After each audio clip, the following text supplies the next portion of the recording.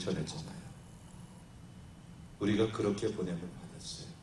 그분이 갖고 있었던 본질은 똑같아요. 진리였어요. 하지만 그분은 죄인을 위해서 죄인의 친구가 되주셨어요. 이것이 지금도 우리가 놓치고 있는 부분 중에 하나입니다.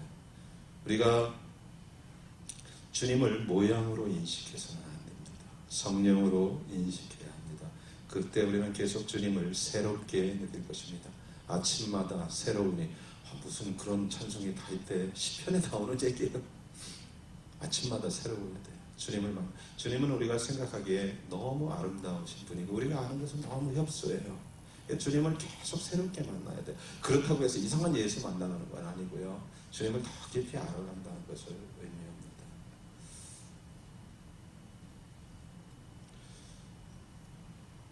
사도 바울이 그런 부분에서 성경에서 샘플이라고 볼 수 있습니다. 사도 바울은 뭐예요? 굉장히 이성적인 사람이었어요. 뿐만 그런 굉장히 종교적인 사람이었어요. 그죠? 바리새인 중에 바리새인이었어요. 그죠? 자기를 그럽니다. 그는 종교의 틀이 뭔지를 알았어요. 어떻게 하나님을 예배하는지를 바리새적으로 완벽한 사람이었어요. 근데 그가 다메섹에서 뭐예요? 예수, 하나님을 만납니다. 그죠? 주여 위시니까 그 말은 뭐예요? 이미 내 조상에 만난 그 하나님이 그 하나님인데 이름을 알고 싶은 거예요. 당신 누구죠? 분명히 하나님이신데 주여 위시니까 그랬더니 네가 핍박하는 예수다. 그때 그는 성경을 말하는 눈이 멀어버려요. 그가 눈으로 성경을 통해서 주님을 만나는 모든 종교적인 틀을 하나님이 3일 동안 눈을 감게, 육체적인 눈이 감기면서 그는 3일 만에 영적인 눈이 열리는 사람이 됩니다. 우리에게도 이것은 필요합니다. 점진적이지만 우리의 육체가 먼저 알아요. 우리의 이성과 종교적으로 우리가 하나님을 평가하고 하나님을 바라봤던 것이 서서히 눈이 감기면서 이제 영적인 눈이 깊이 열리게 됩니다. 많은 사람들이 에베소서 1장에 마음 눈을 열어서 이것이 무슨 말인지 몰라요. 그죠? 마음에 눈이 있어요. 내 얘기가 아니라 성경에 있게 영적인 눈이 열려야 됩니다. 이것은 육체적인, 이성적인, 종교적인 게서 닫힐 때, 인간의 능력이 닫힐 때 열리는 세계입니다. 여러분, 이것이 필요합니다. 우리에게 이것이 필요하다는 것은 우리가 그만큼 하나님을 겸손하게 위해 섬기는 그런 놀라운 은혜 가운데로 들어가는 것입니다. 자, 예언사에게 목적이 있습니다. 예언사에게 목적은 뭐예요? 우리 모두가 예언을 해갖고 예언하는 것, 그것도 중요하지만 교회가 뭐예요? 이 땅에 예언자로서 불림을 받았다는 거예요. 교회 전체가 이 땅의 선지자입니다. 맞아요? 교회를 통해서 하나님은 이 땅을 말합니다. 그래서 교회가 예언자가 돼야 돼요. 한두 사람이 예언자 되는 것도 중요하지만 교회 전체가 이 땅의 내일에 대해서 알고 있는 유일한 하나님의 친구들이기 때문에 그래요. 그래서 교회가 이 부분에 열려야 되고 깨어야 됩니다. 여러분, 절대적으로 중요합니다. 예언 사역은 한 사람을 세우려고 하는 것이 아니라 이 땅을 회복하기 위한 하나님이 교회에 대한 마음이에요. 예언자가 그래서 눈물을 많이 흘리는 거예요. 예언자들이 올바로 성령의 인도함을 받는다면 그런 그리스도의 심장을 가질 수밖에 없어요. 그래서 모든 예언들은 80~90%가 기도예요. 중보기도예요. 하나님이 이 땅을 향한 마음을 누구에게? 교회에게 보여주는 거예요. 그래서 역대 7장 14장이 뭡니까? 내 이름으로 일컫는 내 백성이 그 악한 길에서 떠나 스스로 겸비하고 기도하면 내가 듣고 그 땅을 고치겠다. 그 땅을 고칠 수 있는 유일한 대안으로 세워놓은 것이 하나님의 심장이 들어가 있는 교회인데, 교회가 그 눈이 막혀있다, 하나님의 마음이 없다, 그러면 이 땅에 계속 어두운 가운데 들어가는 거예요. 그래서 우리 선지자 학교는 이 땅의 교회들이, 우리 교회도 포함해서 뭐예요? 예언자적인 교회로 쓰여야 된다는 거예요.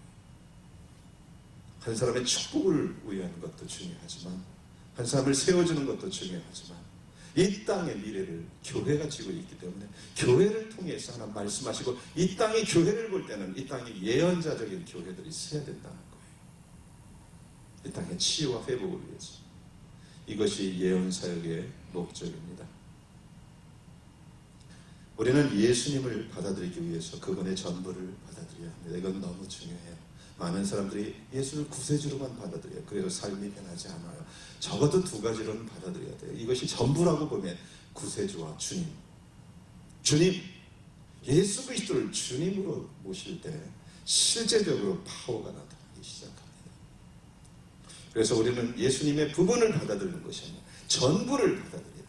그때 교회가 교회되고 하나님의 놀라운 영광을 드러낼 수 있습니다.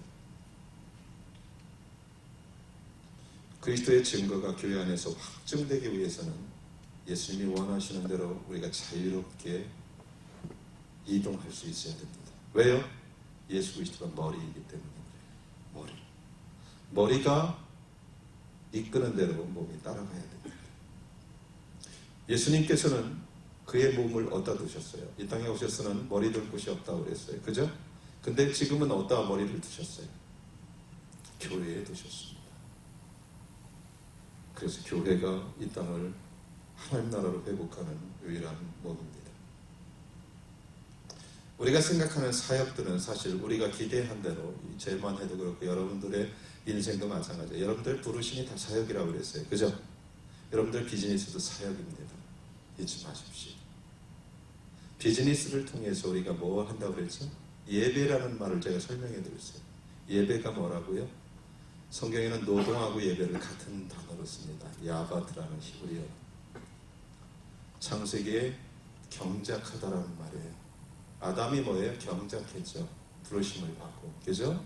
그것이 출애굽기 20장의 10계명 안에 예배 안식일 문제에서 야바트를 통일하고 있습니다. 같은 단어예요. 노동은 예배다. 예수원 같은 데가 그렇게 써놓은 이유가 있어요. 노동은 기도예요. 노동은 축복입니다. 본질이 중심이 유교 사상을 가진 사람은 노동은 뭐예요? 상놈이 하는 거예요. 그죠?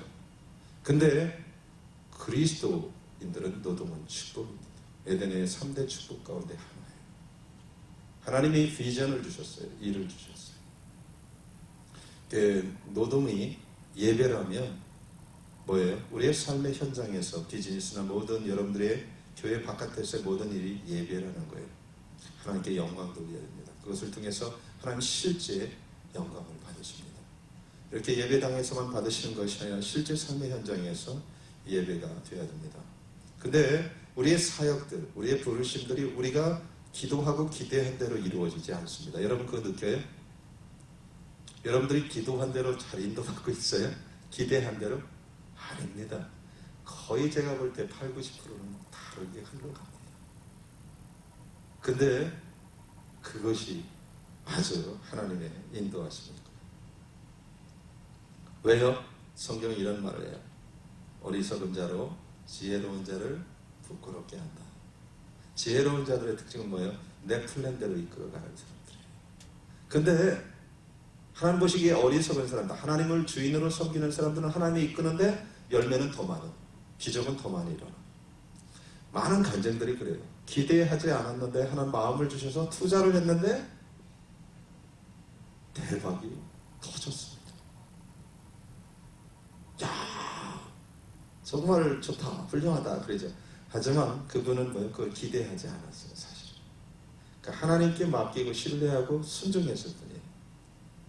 지금도 마찬가지입니다. 우리가 기대한 것과는 다르게 하나님이 우리를 인도하실 때가 많습니다. 대표적인 게 뭐예요? 바리새인 중에 바리새인이고 가장 종교적인 사람이었던 사도 바울 자신을 뭐라고 하면 나는 은혜의 사도다 그래요. 은혜의 사람으로 바꿨어요. 좀 재미있지 않습니까? 베드로는 어떤 사람이에요?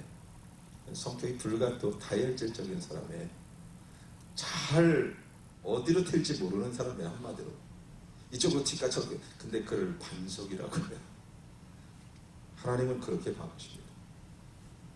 베드로가 이방인의 사도를 해서 훨씬 잘할 것 같아요. 그 기질상. 그죠? 네, 그는 백그라운드도 별로 좋지 않고 막 사는 사람이거든. 그러니까 막 이방인들을 전해도 되는데 하나님은 뭐예요? 유대인의 사도로 세우셨어요. 이 잘못 세운 거 아니야? 하나님 날 잘못 부른 거 아니야? 이 준의 공동체 교회로 나 잘못 부른 것 같아요. 나는 정말 큰 모델을 띄어야 되는데 난 부르심이 그건데 그러는 사람도 있을 겁니다. 그렇다면 한번 가보십시오. 근데 어떤 사람, 사도 바울 같은 경우는 뭐예요?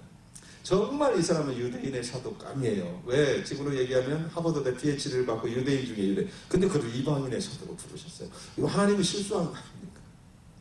하나님은 실수하지 않아요. 완벽하게 이끄십니다. 지금도 그래요.